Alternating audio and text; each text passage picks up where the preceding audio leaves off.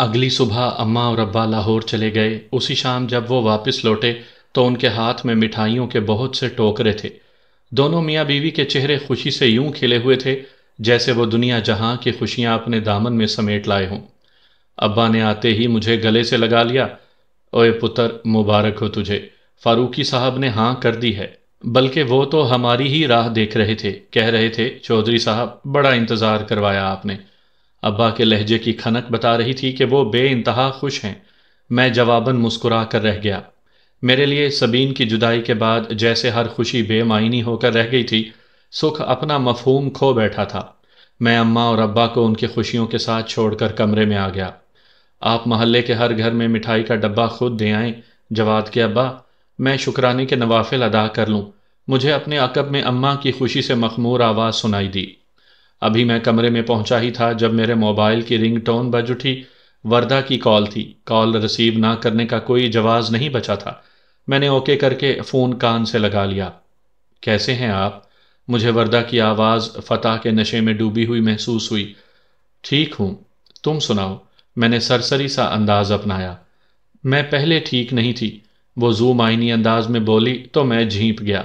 ہم مردوں کے اندر بھی کہیں نہ کہیں تھوڑی بہت عورت ضرور چھپی ہوتی ہے، جو پیار کا اظہار چاہتی ہے اور جو ذرا سی محبت جتانے پر شرما سی جاتی ہے۔ لیکن اب تمہیں ٹھیک رہنا پڑے گا کیونکہ اب تم میری ہو، تمہارا حق ملکیت میرے نام ہو چکا، میں نے شرارتی انداز میں کہا۔ ہائے، اس نے ایک ٹھنڈی سانس لی۔ آپ کے منہ سے یہ سب سننے کے لیے میں کتنی اذیتوں سے گزری ہوں شاید آپ کو معلوم نہیں۔ بہت ستایا ہے آپ نے مجھے، بہت رلایا ہے، قسم سے بہت ظالم ہیں آپ، وہ کہتی رہی اور میں خاموشی سے سنتا رہا۔ مجرم حاضر ہے، جو سزا دینا چاہو منظور ہے، میں نے فراخ دلی کا مظاہرہ کرتے ہوئے کہا۔ بالکل، سزا تو ہوگی اور میری مرضی کی ہوگی۔ کچھ دیر ہم دونوں کے درمیان گہری خاموشی حائل رہی۔ میری کمزور سماعتوں تک اس کی بے چین سانسوں کی آواز ہی پہنچتی رہی۔ کچھ دیر کے توقف کے بعد وہ خود ہی بولی، جواد، میں ایک بار دیکھنا چاہتی ہوں آپ کو۔ پہلے نہیں دیکھا مجھے کیا؟ میں حیران ہوا۔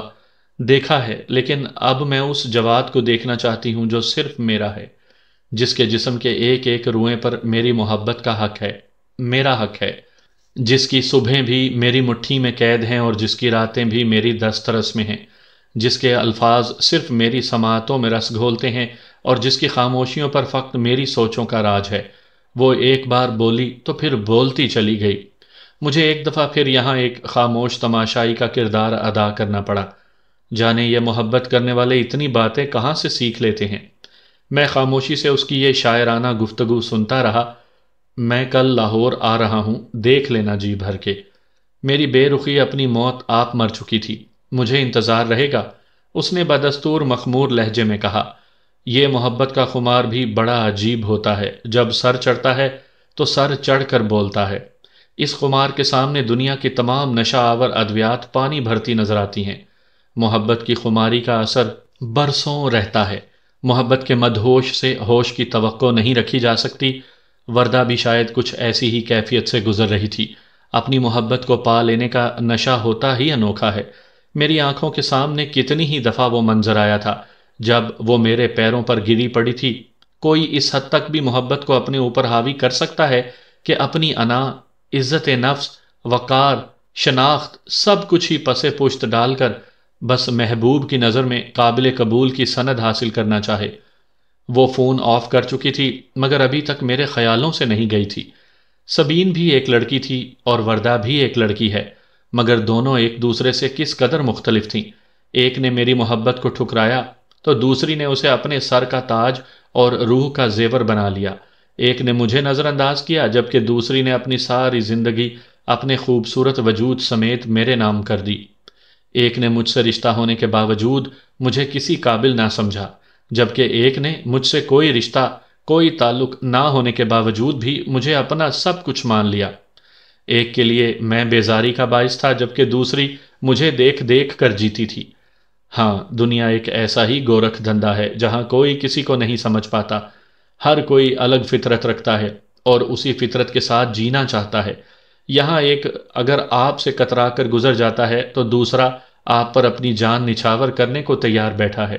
یہ دنیا کس کی سمجھ میں آئی تھی بھلا جو اب میری سمجھ میں آ جاتی؟ اگلے دن میں اپنے ڈیفینس والے گھر پر پہنچا ہی تھا اور وہ مجھے گیٹ پر کھڑی اپنی منتظر ملی۔ اتنی بے چینی؟ میں نے گاڑی سے نکلتے ہوئے شوخی سے کہا تو وہ بھی مسکرا دی۔ یہ بے چینی میرے لیے نئی نہیں ہے، وہ پھیکے سے انداز میں مسکرائی۔ پتہ ہے جواد، میری محبت عام لڑکیوں کی محبت سے بہت مختلف ہے۔ میرا معاملہ الٹ ہے، وہ کھوئے کھوئے سے انداز میں کہنے لگی۔ تمہارا معاملہ مختلف کیوں ہے؟ ایسا کیا خاص ہے تمہاری محبت میں جو عام لڑکیوں کی محبت میں نہیں ہے؟ میں نے نہ سمجھنے والے انداز میں پوچھا اور ساتھ ہی اسے اندر آنے کا اشارہ کیا کہ یوں گیٹ پر کھڑے ہو کر باتیں کرنا کچھ معیوب سا لگ رہا تھا۔ باقی باتیں ریسٹورانٹ میں کریں گے، اس نے جیسے مجھے اطلاع دی اور بڑے استحقاق کے ساتھ میری گاڑی کی پیسنجر سیٹ پر جا کر بیٹھ گئی۔ میں جو اندر جانے کے لیے پر تول رہا تھا اس کی اس ادا پر حیران رہ گیا، اور یہ حیرانی بڑی خوشگوار تھی۔ وہ مجھ پر اپنا حق جتا رہی تھی اور میں اس کا یہ حق خندہ پیشانی سے تسلیم کر رہا تھا۔ تکلف کہیں بہت پہلے دم توڑ چکا تھا۔ ہم دونوں نے شہر کے ایک معروف اوپن ایئر ریسٹورانٹ میں پہنچ کر ایک میز سنبھال لی۔ کیا لوگی؟ میں نے اس سے پوچھا۔ میرا کچھ بھی کھانے کو جی نہیں چاہ رہا ہے جواد، جب سے آپ میری زندگی میں شامل ہوئے ہیں مجھے جیسے کسی اور چیز کی طلب ہی نہ رہی۔ اس نے اپنی گھنی پلکیں اٹھا کر ایک نظر مجھے دیکھا اور پھر جیسے مجھے یقین دلانے والے انداز میں بولی، میں سچ کہہ رہی ہوں جواد، جھوٹ نہیں بول رہی۔ تو میں کب کہہ رہا ہوں کہ تم جھوٹ بول رہی ہو؟ مجھے تمہارے اخلاص پر رتی برابر بھی شبہ نہیں۔ میں نے اس کے نازک ہاتھ پر اپنا ہاتھ رکھ کر اس کے کہے ایک ایک لفظ پر مہر تصدیق ثبت کی تو وہ ہولے سے مسکرا دی۔ لیکن محترمہ، صرف محبت سے پیٹ نہیں بھرتا، اس کے لیے کچھ نہ کچھ کھانا پڑتا ہے، لہٰذا اس محبت کو تھوڑی دیر کے لیے ایک طرف رکھو اور مجھے بتاؤ کہ کیا لوگی؟ میں نے شوق سے انداز میں کہا۔ Orange juice. وہ ایک بار پھر دل فریب انداز میں مسکرائی۔ میں نے ویٹر کو 2 اورنج جوس لانے کو کہا اور اس کی طرف متوجہ ہو گیا۔ ہاں، تو تم بتا رہی تھی کہ تمہارے عشق کی داستان دوسری لڑکیوں سے مختلف ہے، لیکن یہ نہیں بتایا کہ کیسے؟ میں نے اسے یاد دلایا تو اس نے معنی خیز انداز میں میری طرف دیکھا۔ آپ کی یادداشت بہت تیز ہے ویسے، اس نے شرارتی لہجے میں کہا تو میں مسکرا کر رہ گیا۔ جواد، عام طور پر لڑکیاں محبت کی کہانی میں محبوبہ کا رول نبھاتی نظر آتی ہیں، لیکن اپنی محبت کی کہانی میں نے عاشق کا رول ادا کیا ہے۔ میں نے خیالوں ہی خیالوں میں ایک عاشق کی طرح ہی آپ کی ہر ادا کو اپنی سوچوں میں بسایا ہے، ایک عاشق کی طرح ہی دل کے ہاتھوں مجبور ہو کر آپ کا تعاقب کیا ہے۔ آپ کی غیر موجودگی میں کتنی ہی دفعہ آپ کے گھر آ کر آپ کی ایک ایک چیز کو بیک وقت محبت اور حیرت بھری نگاہوں سے دیکھا ہے۔ آپ کے جھوٹے برتنوں سے آپ کا چھوڑا ہوا کھانا کھایا ہے، آپ کے اترے ہوئے کپڑوں میں چہرہ چھپا کر آپ کے وجود کی خوشبو اپنی سانسوں میں اتاری ہے۔ وہ بول رہی تھی اور میں حیرت کی زیادتی میں اسے دیکھے چلے جا رہا تھا۔ کیا شے تھی یہ لڑکی؟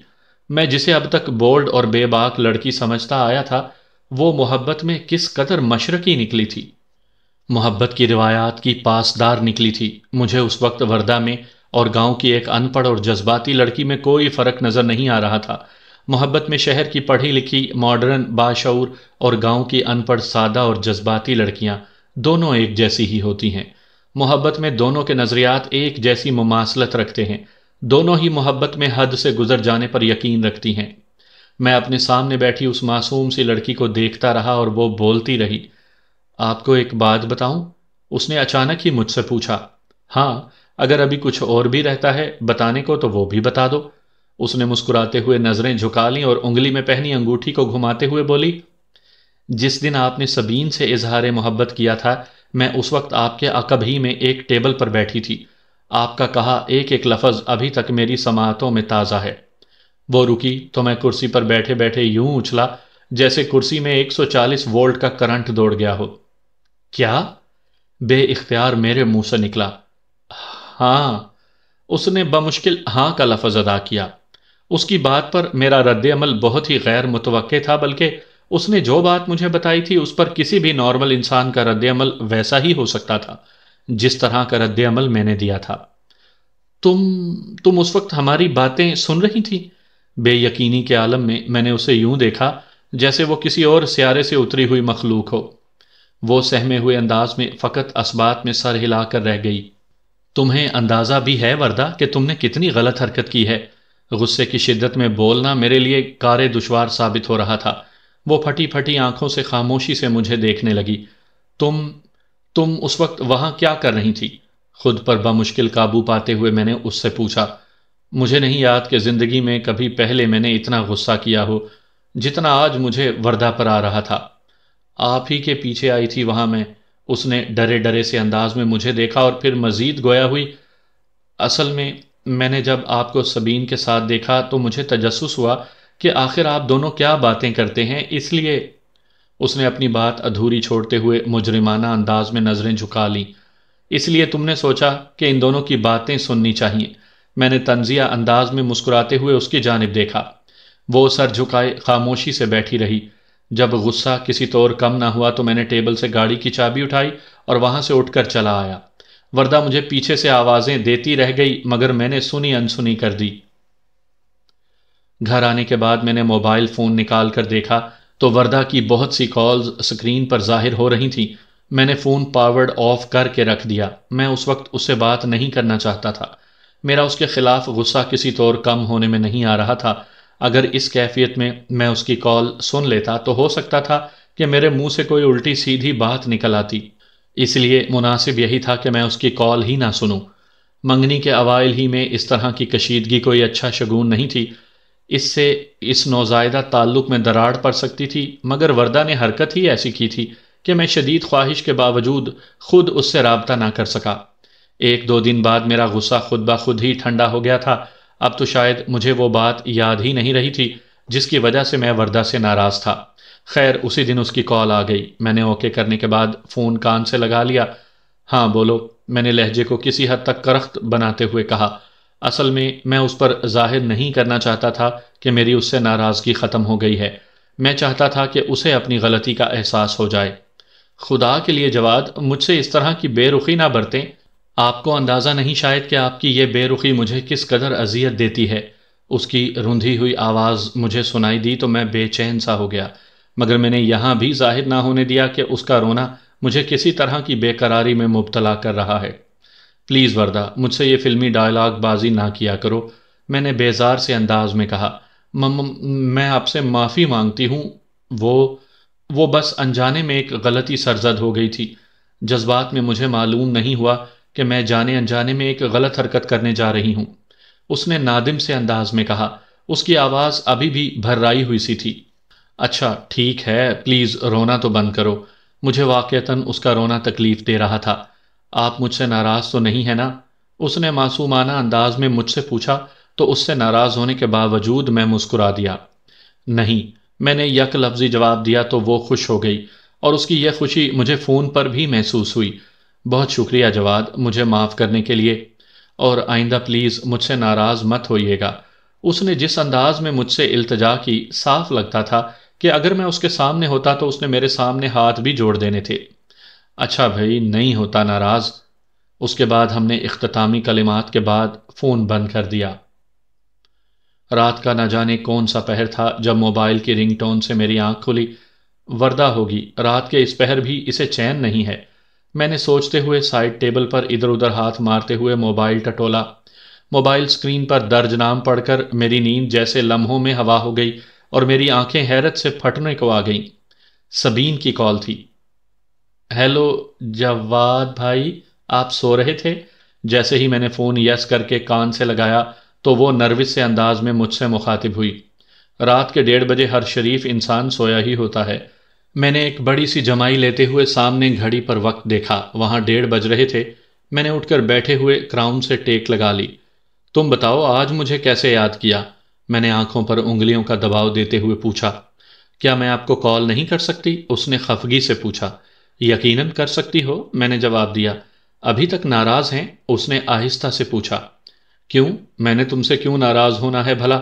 میں نے بظاہر سرسری سا انداز اپناتے ہوئے کہا تو میری چشم تصور میں وہ اذیت ناک منظر ایک بار پھر تازہ ہو گیا جب اس نے مجھے رد کرتے ہوئے مجھ پر ایک امریکی ڈاکٹر کو ترجیح دی تھی۔ آپ نے کبھی مجھے فون نہیں کیا، اس نے گلا کیا۔ بھائی کوئی کام ہوگا تو فون کروں گا نا، اب خواہ فون کر کے تو تمہیں پریشان کرنے سے رہا۔ طنز کر رہے ہیں؟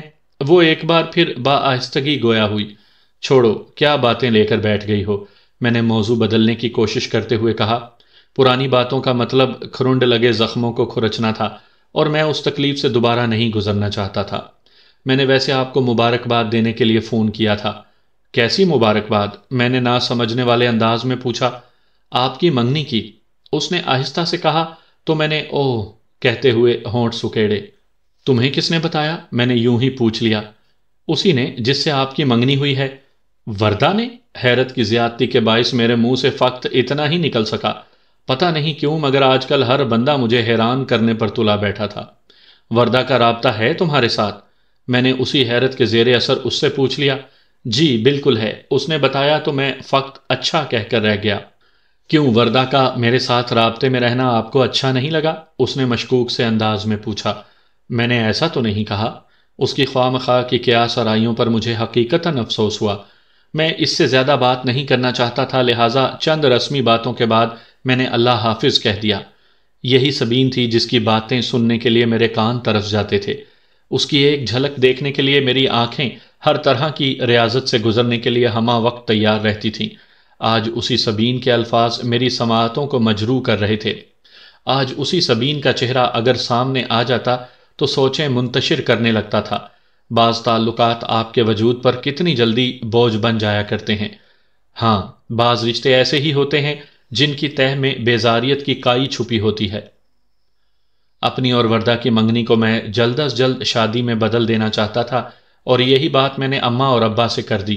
وہ تو جیسے اس کام کے لیے پہلے ہی تیار بیٹھے تھے اور میرے منہ سے سننے کا انتظار کر رہے تھے۔ ابا نے جھٹ فاروقی صاحب سے رابطہ کیا، اور یوں وردہ میری دلہن بن کر میرے دل کے ساتھ ساتھ میرے گھر میں بھی براجمان ہو گئی۔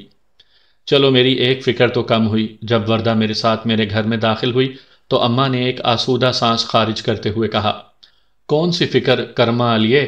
ابا بھی بہت خوشگوار موڈ میں لگ رہے تھے۔ یہی کہ اب میرا بیٹا شہر میں اکیلا نہیں ہے۔ پہلے تو یہی فکر رہتی تھی کہ لاہور میں اکیلا رہتا ہے، پتہ نہیں وقت پر کچھ کھاتا بھی ہوگا یا نہیں، اور اگر کھاتا ہوگا تو پتہ نہیں کیا کھاتا ہوگا۔ اب اس فکر سے کم از کم میں تو آزاد ہوئی۔ اب میری بہو آ گئی ہے جواد کا خیال رکھنے کے لیے۔ کیوں وردہ، میں ٹھیک کہہ رہی ہوں نا؟ بات کے اختتام پر اماں نے جیسے اپنے کہے الفاظ کی اس سے تصدیق چاہی۔ اف یہ مائیں، میں سوچتے ہوئے مسکرانے لگا۔ وردہ نے جواب میں اسبات میں سر ہلا دیا۔ وردہ کو اماں کے حوالے کرنے کے بعد میں شاہ میر کے ساتھ باہر آ گیا۔ اب دونوں پیدل ہی قریبی مارکیٹ تک آئے اور سگریٹ لینے کے بعد ایک کیفیٹیریا میں آ کر بیٹھ گئے اور چائے کا آرڈر دیا۔ تھوڑی دیر بعد چائے بھی آ گئی۔ تیرے خیال میں نے ٹھیک فیصلہ کیا ہے؟ میں نے سگریٹ کا کش لیتے ہوئے شاہ میر سے پوچھا۔ کون سا فیصلہ؟ وہ شاید کسی اور سوچ میں گم تھا، اس لیے میری بات صحیح طرح سے سن نہ سکا۔ یہی وردہ سے شادی کا فیصلہ، میں نے اسے یاد دلایا۔ تیرا دل کیا کہتا ہے؟ اس نے الٹا مجھ سے پوچھ لیا۔ میرا دل مخمسے کا شکار ہے، یہ سبین کو بھی نہیں بھول پا رہا، اور وردہ کی میری زندگی میں آمد کے حوالے سے بھی پرجوش ہے، میں نے کہا۔ سبین کو بھول نہیں پا رہا یا اسے بھولنا نہیں چاہ رہا؟ شاہ میر نے چائے کا سپ لیتے ہوئے میری جانب مشکوک نظروں سے دیکھا۔ جو بھی سمجھ لو، اس معاملے میں نے خود کو بے بس پایا۔ میرے دوست اگر سبین کو نہیں بھی بھولنا چاہ رہے تو وردہ کی محبت تمہیں سب کچھ بھلا دے گی۔ یہ بھی کہ سبین نام کی کوئی لڑکی تمہاری زندگی میں آئی تھی۔ شاہ میر کو جیسے وردہ اور اس کی محبت پر مکمل اعتماد تھا۔ میں نے گہری نظروں سے شاہ میر کو دیکھا اور پھر بڑبڑایا، اللہ کرے کہ ایسا ہی ہو۔ وہ میری شادی کی پہلی رات تھی، اور شادی کی پہلی رات ہمیشہ محبت کے حوالے سے جانی جاتی ہے، مگر مجھے معلوم نہیں تھا کہ یہ میرے لیے نئے انکشافات کی رات ہوگی۔ میں کمرے میں داخل ہوا تو وردہ شادی کے روایتی سرخ سوٹ میں بیڈ پر سکڑی سمٹی بیٹھی تھی۔ اس نے گھونگھٹ لیا ہوا تھا۔ میں بے قابو ہوتی دل کی دھڑکنوں کے ساتھ آہستہ آہستہ چلتا ہوا بیڈ تک آیا اور اس کے قریب بیٹھ گیا۔ اس کا گھونگھٹ اٹھانے کی دیر تھی، میری آنکھیں خیرہ ہو گئیں۔ مجھے ایسا لگ رہا تھا جیسے میں آج اسے پہلی بار دیکھ رہا ہوں۔ خوبصورت تو وہ پہلے بھی تھی، مگر آج وہ خطرناک حد تک حسین لگ رہی تھی۔ اس کا حسن کسی بھی سمجھدار انسان کو پاگل کر دینے کی صلاحیت رکھتا تھا۔ اس نے شرماتے ہوئے نظریں جھکا لیں۔ کیسی ہو؟ میں نے اس کا ہاتھ اپنے ہاتھ میں لیتے ہوئے پوچھا۔ جی ٹھیک ہوں۔ اس نے ایک پل کے لیے نگاہیں اٹھائیں اور پھر جھکا لیں۔ میں نے باتیں تو بہت ساری یاد کی ہوئی تھی، مگر اس وقت ذہن جیسے بالکل خالی ہو چکا تھا۔ سمجھ میں نہیں آ رہا تھا کہ اس سے کیا کہوں۔ حالانکہ وردہ کو گھبرایا ہوا ہونا چاہیے تھا، مگر اس وقت میں نروس لگ رہا تھا۔ وہ تو بہت پرسکون نظر آ رہی تھی۔ میں نے شیروانی کی جیب سے انگوٹھی نکالی اور اس کی انگلی میں پہنا دی۔ بہت پیاری ہے، وردہ نے انگلی میں پہنی انگوٹھی کو دیکھتے ہوئے کہا۔ بالکل تمہاری طرح، میں نے اسے سرشار اور مخمور نظروں سے دیکھتے ہوئے کہا تو وہ جھینپ گئی، اور پھر اس کے بعد ہم نے بہت ساری باتیں کی، دل کی باتیں، محبت کی باتیں، اپنی باتیں، پیار کی باتیں۔ اگلی صبح بڑی خوبصورت اور دل فریب تھی۔ میری آنکھ کھلی تو ایک عجیب سی خوشگواریت کمرے کی فضا میں رچی بسی تھی۔ میرے پہلو میں وردہ دنیا جہاں سے بے خبر سوئی ہوئی تھی۔ گزشتہ رات کا رت جگہ جیسے اس کے چہرے کی خوبصورتی میں گھل کر اس کے حسن میں مزید نکھار پیدا کر رہا تھا۔ اس کے کھلے بال، جنہیں کل شب میں نے ہی کیچر کی قید سے آزاد کیا تھا، اس کے چہرے کے گرد حالہ بنائے کچھ ایسا تاثر دے رہے تھے جیسے چاند بادلوں کی اوٹ میں چھپا ہو اور کبھی ظاہر ہو رہا ہو۔ میں نے اس کے چہرے سے بال ہٹائے اور اس کے چہرے پر اپنے پیار کی مہر ثبت کرتے ہوئے اٹھ کھڑا ہوا۔ بہت سے ایسے کام تھے جو شادی کی وجہ سے رکے ہوئے تھے، اب انہیں کرنے کا وقت آ گیا تھا۔ میری پیشہ ورانہ مصروفیات ایسی تھیں جن سے میں زیادہ دور رہنے کا متحمل نہیں ہو سکتا تھا۔ میں نے وردہ کو کمرے میں سوتا چھوڑا اور خود تیار ہونے کے بعد ناشتے کی میز پر آ گیا، جہاں اماں اور ابا پہلے سے موجود تھے۔ دونوں کو سلام کرنے کے بعد میں ایک کرسی گھسیٹ کر بیٹھ گیا۔ حسب عادت اماں نے مجھے ڈھیروں دعائیں دے ڈالیں۔ وردہ نہیں آئی تیرے ساتھ؟ اماں نے پوچھا۔ نہیں اماں، وہ سو رہی تھی تو میں نے اسے جگانا مناسب نہیں سمجھا۔ ویسے بھی میری ایک ضروری میٹنگ تھی تو مجھے وہاں جانا تھا، اس لیے میں ذرا جلدی اٹھ گیا۔ میں نے تفصیل سے اماں کو بتایا تو وہ مطمئن نظر آنے لگیں، حالانکہ عام طور پر ساسیں بہوؤں کی طرف سے اتنی آسانی سے مطمئن نہیں ہوتی، مگر وہ میری اماں تھیں، اور میری اماں سے آپ عام ساسوں جیسا رویے کی توقع نہیں رکھ سکتے۔ بالکل ٹھیک کیا تو نے، ابا نے میری تائید کی۔ ہم مشرقی لوگ دوسروں کی بیٹیوں کے حوالے سے بڑے جلد باز اور حاکم ثابت ہوتے ہیں۔ ہم چاہتے ہیں کہ وہ جیسے ہی ہمارے گھر میں داخل ہوں ہم ان پر اپنا حکم چلانا شروع کر دیں، اور وہ ہمارا حکم مانے بھی، جبکہ ایسا نہیں ہونا چاہیے۔ ایک لڑکی جو اپنا گھر بار، بہن بھائی، ماں باپ سب کچھ چھوڑ کر آپ کے گھر آ رہی ہے، اسے تھوڑا وقت تو دیں اپنے آپ کو سنبھالنے کے لیے، نئے گھر میں خود کو ایڈجسٹ کرنے کے لیے۔ ابا جی نے بڑی منطقی بات کی تھی۔ میں ناشتہ کرنے کے بعد آفس آ گیا۔ ہمارا چینل ملتان میں اپنی نئی برانچ کھولنے جا رہا تھا اور یہ ارجنٹ میٹنگ اسی حوالے سے تھی۔ میٹنگ میں طے یہ پایا کہ اس نئی برانچ کی اوپننگ کے لیے مجھے فی الفور ملتان روانہ ہو جانا چاہیے۔ وقت اتنا نہیں تھا کہ میں پہلے گھر جاتا، لہٰذا میں نے پہلے ابا کو بتایا اور پھر وردہ کو فون کیا۔ آپ نے صبح مجھے جگایا کیوں نہیں؟ میں نے آپ کے ساتھ ناشتہ کرنا تھا۔ انکل اور آنٹی میرے بارے میں کیا سوچتے ہوں گے؟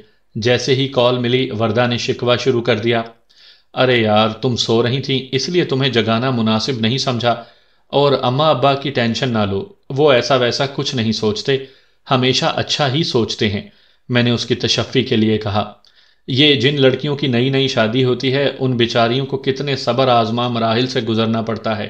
پہلے اس گھر کو ذہن سے نکال باہر کرنا جہاں پیدائش سے لے کر جوانی کی دہلیز تک اتنے سال بیتے ہوتے ہیں، اور پھر نئے گھر کے لوگوں کی توقعات پر پورا اترنے کی جدوجہد۔ یقیناً یہ سب لڑکیوں کے لیے آسان نہیں ہوتا ہوگا۔ اچھا، میں نے ایک اور بات بتانے کے لیے تمہیں فون کیا تھا، میں نے اصل موضوع کی طرف آتے ہوئے کہا۔ جی بولیں، اس نے آہستہ سے کہا۔ میں ابھی تھوڑی دیر تک ملتان کے لیے نکل رہا ہوں، کچھ دنوں کے لیے، میں نے اسے بوجھل دل کے ساتھ بتایا۔ میں جانتا تھا کہ ایک نئی نویلی دلہن کے لیے یہ قبول کرنا کہ اس کا شوہر شادی کے دوسرے ہی دن اس سے دور ہو جائے تھوڑا مشکل ہوگا۔ خود میرے لیے بھی وردہ سے دور جانا آسان نہیں تھا کہ ابھی نئے نئے تعلق کا خمار سر چڑھ کر بول رہا تھا۔ یہ آپ کیا کہہ رہے ہیں؟ اس کا رد عمل میری توقع کے عین مطابق آیا۔ اس نے حیران ہوتے ہوئے کہا، ایسی بھی کیا مجبوری ہے کہ آپ کو آج ہی جانا ہے؟ میں تو ممی پاپا کے یہاں جانے کی تیاری کر کے بیٹھی تھی۔ اس نے افسردگی سے کہا۔ میں کیا کہہ سکتا ہوں، جانا مجبوری ہے، میں نے بے بسی ظاہر کی، اور جہاں تک تمہارے والدین کے یہاں جانے کا معاملہ ہے تو تم اماں کے ساتھ چلی جانا، جب میں واپس آؤں گا تو تمہیں لے آؤں گا، میں نے اسے مشورہ دیتے ہوئے کہا۔ نہیں، آپ کے بغیر تو میں جانے کا تصور بھی نہیں کر سکتی، آپ آئیں گے تو اکٹھے چلیں گے ممی پاپا کے یہاں، اس نے قطعی انداز اختیار کرتے ہوئے کہا۔ ویسے کب تک آ جائیں گے؟ اس نے بجھے بجھے سے لہجے میں مجھ سے پوچھا۔ ویسے کام تو 1.5-2 ہفتوں کا ہے، لیکن میری کوشش ہوگی کہ 3-4 دنوں میں تمام ضروری امور نمٹا کر واپس آ جاؤں۔ باقی اگر کچھ رہ بھی گیا تو وہ دوسرا سٹاف کر لے گا۔ میں نے اسے اپنے پلان سے آگاہ کرتے ہوئے کہا۔ چلیں ٹھیک ہے پھر، خیر سے جائیے گا اور وہاں پہنچ کر مجھے فون لازمی کیجیے گا، اس نے فکر مندی سے کہا تو میں مسکرا کر رہ گیا۔ یہ بیوی بھی خدا نے عجیب مخلوق بنائی ہے۔ اچھا ٹھیک ہے، اوکے، اللہ حافظ، یہ کہہ کر میں نے فون بند کر دیا۔ اگلے 3-4 روز میں اس قدر مصروف رہا کہ چاہنے کے باوجود وردہ سے رابطہ نہ کر سکا۔ اصل میں نئی برانچ کی داغ بیل ڈالنا کوئی آسان کام نہیں تھا۔ دوسرے، مجھے چینل کی طرف سے اس آفس کا CEO بنانے کی باتیں بھی ہو رہی تھیں، اور یہ بھی ممکن تھا کہ شاید کچھ دنوں تک مجھے دوبارہ مستقل طور پر اس آفس کا چارج سنبھالنے کے لیے آنا پڑے۔ بہرحال یہ ابھی تک صرف باتیں ہی تھیں۔ مجھے وردہ کی فکر تھی۔ میں نے کوشش کی کہ جلد از جلد کام ختم کر لوں، اور میں اس میں کامیاب بھی رہا۔ 5ویں روز میں سرگودا کی جانب گامزن تھا۔ میں نے راستے میں وردہ کے لیے گجرے خرید لیے کیونکہ اس کے موڈ کا کچھ پتہ نہیں تھا۔ یہ احتیاط میرے لیے بہتر ثابت ہوئی کیونکہ جیسے ہی میں گھر پہنچا اور کمرے میں آیا، وردہ نے مجھے دیکھتے ہی منہ پھیر لیا۔ اس کا واضح مطلب یہی تھا کہ وہ مجھ سے ناراض تھی۔ سوری وردہ، میں تمہیں کال نہیں کر سکا۔ اصل میں میں مصروفیت کہنے ہی لگا تھا کہ وہ میری بات پوری ہونے سے پہلے ہی بول پڑی۔ اب ایسی بھی کیا مصروفیت کہ آپ کو اپنی بیوی سے بات کرنے کا وقت نہیں ملا، اور بیوی بھی وہ جسے آپ کے گھر آئے ابھی 4 دن بھی نہیں ہوئے تھے۔ یہ جھوٹ نہیں چلے گا جواد، کوئی اور بہانہ گھڑیں، اس نے تیز لہجے میں بات کرتے ہوئے کہا۔ وردہ، قسم سے میں سچ کہہ رہا ہوں، میں نے اپنی بات پر زور دیتے ہوئے کہا کہ اسے میری بات کا یقین آ جائے، مگر وہ وردہ ہی کیا جو یقین کر لیتی۔ مجھے کیسے یقین آئے، وہ ہٹ دھرمی سے بولی۔ میں نے اس کی بات کو نظر انداز کرتے ہوئے عقب سے گجرے نکالے جو میں نے ابھی تک اس سے چھپا کر رکھے ہوئے تھے، اور میں اسی کے لیے لایا تھا۔ گجرے دیکھ کر وہ خوش ہو گئی۔ یہ آپ میرے لیے لائے ہیں؟ وہ گجروں کو ہاتھوں میں لیتے ہوئے بے یقینی سے بولی۔ ظاہر ہے تم ہی میری بیوی ہو، تمہارے لیے ہی لاؤں گا نا، میں مسکرا دیا۔ آپ بہت اچھے ہیں جواد، اس نے میرے گلے میں باہیں ڈالتے ہوئے کہا۔ اس کی کچھ دیر پہلے کی ساری ناراضگی جیسے ہوا ہو گئی تھی، اور میرا گجرے لانے کا مقصد بھی یہی تھا۔ اچھا فی الحال تم اٹھو اور میرے لیے کھانا لگاؤ، کیونکہ فریش ہونے کے بعد میں سیدھا کھانے کی میز پر جاؤں گا، میں نے اٹھتے ہوئے کہا تو وہ گجرے سنبھالتی اچھا کہتے ہوئے اٹھ کھڑی ہوئی۔ ان بیویوں کو منانا بہت آسان ہوتا ہے، آپ کا تھوڑا سا اچھا رویہ اور ایک ہلکی سی مسکراہٹ ان کی بڑی سے بڑی ناراضگی بھی دور کر دینے کے لیے کافی رہتی ہے، مگر اس کے لیے آپ کو اپنی اناؤں کا قلعہ مسمار کرنا پڑتا ہے، خود پسندی کو ایک طرف رکھنا پڑتا ہے، اور اپنے ساتھی کو یہ یقین دلانا پڑتا ہے کہ آپ اس سے بے پناہ محبت کرتے ہیں۔ وردہ بھی بہت آسانی سے مان گئی تھی۔ ہم دونوں اسی روز وردہ کے والدین سے ملنے لاہور کے لیے نکل پڑے۔ وردہ اپنے والدین سے ملنے کے لیے بہت پرجوش نظر آ رہی تھی، اور اس حوالے سے اس کی خوشی دیدنی تھی۔ میں اس کی یہ ساری ایکسائٹمنٹ دیکھتا رہا اور دل ہی دل میں مسکراتا رہا۔ ہم دونوں گھر پہنچے تو فاروقی صاحب اور ذکیہ آنٹی بہت خوش ہوئے۔ سوری انکل، میں رواج کے مطابق وردہ کو شادی کے اگلے ہی روز آپ سے ملوانے نہیں لا سکا، میں معذرت خواہانہ انداز میں مسکراتے ہوئے فاروقی صاحب سے کہنے لگا تو وہ مسکرا دیے۔ ارے بھائی کیوں پریشان ہوتے ہو، ہم سمجھتے ہیں کہ ایک صحافی کی کیا مجبوریاں ہوتی ہیں، اور اگر ہم پڑھے لکھے لوگ بھی ان رسم و رواجوں کے چکر میں پڑنے لگے تو جدت تو اپنی موت آپ مر جائے گی۔ انہوں نے کھلے دل سے کہا تو میرے دل پر جو ایک بوجھ سا وردہ کی شادی کے اگلے دن میکے نہ لانے کے حوالے سے تھا وہ ایک دم اتر گیا، اور میں خود کو ہلکا پھلکا محسوس کرنے لگا۔ وردہ ذکیہ آنٹی کے پاس بیٹھی تو مجھے ایسی بھولی جیسے اس کا شوہر نام کی کسی بھی چیز سے کوئی تعلق ہی نہ ہو۔ پتہ نہیں جب بیٹیاں ماؤں کے پاس بیٹھتی ہیں تو ان کے پاس اتنی باتیں کہاں سے آ جاتی ہیں کہ انہیں آس پاس کا کوئی ہوش ہی نہیں رہتا۔ وردہ کو بھی میرا خیال تب آیا جب کھانے میں کچھ ہی وقت رہتا تھا۔ آپ نے چائے پی؟ وہ جانتی تھی کہ ہر 1.5-2 گھنٹے بعد چائے پینا میری عادت ہے۔ جب ہم یہاں آئے تھے تو چائے دیگر لوازمات کے ساتھ پی تھی، مگر اب اس چائے کو بھی 2 گھنٹوں سے اوپر ہونے والے تھے۔ تم باتوں میں مصروف تھیں تو پھر کس نے دینا تھی چائے؟ میں نے مسکراتے ہوئے عام سے لہجے میں کہا۔ میرا مقصد طنز کرنا بالکل نہیں تھا۔ او سوری جواد، اصل میں ممی کے پاس بیٹھی تو باتوں ہی باتوں میں وقت کا پتہ ہی نہیں چلا، اس نے معذرت خواہانہ انداز اپناتے ہوئے کہا۔ کوئی بات نہیں، تم پریشان مت ہو، اب کھانے کے بعد ہی چائے پئیں گے، میں نے اس کی تسلی کے لیے کہا۔ اچھا ٹھیک ہے پھر۔ فاروقی صاحب کا کوئی دوست آ گیا تھا، وہ اس سے ملنے چلے گئے تھے۔ میں اکیلا بیٹھا بور ہو رہا تھا، اس لیے سوچا اپنے گھر کا چکر لگا لوں۔ میں نے وردہ کو بتایا اور اپنے گھر آ گیا۔ ملازموں نے میری غیر موجودگی میں گھر کا اچھی طرح خیال رکھا ہوا تھا۔ میں کچھ دیر آرام کرنا چاہتا تھا، اس لیے اپنے کمرے میں آ گیا۔ تنہائی ملتے ہی سبین کی یادوں نے جیسے مجھ پر یلغار سی کر دی۔ یہ گھر ویسے بھی جیسے سبین کے سائے کے زیر اثر آ گیا تھا۔ جب سے وہ گئی تھی اس کے وجود کی خوشبو اس گھر کے در و دیوار سے لپٹی رہ گئی تھی۔ اس کی یادیں اس گھر کے کونوں کھدروں میں چکراتی پھر رہی تھیں۔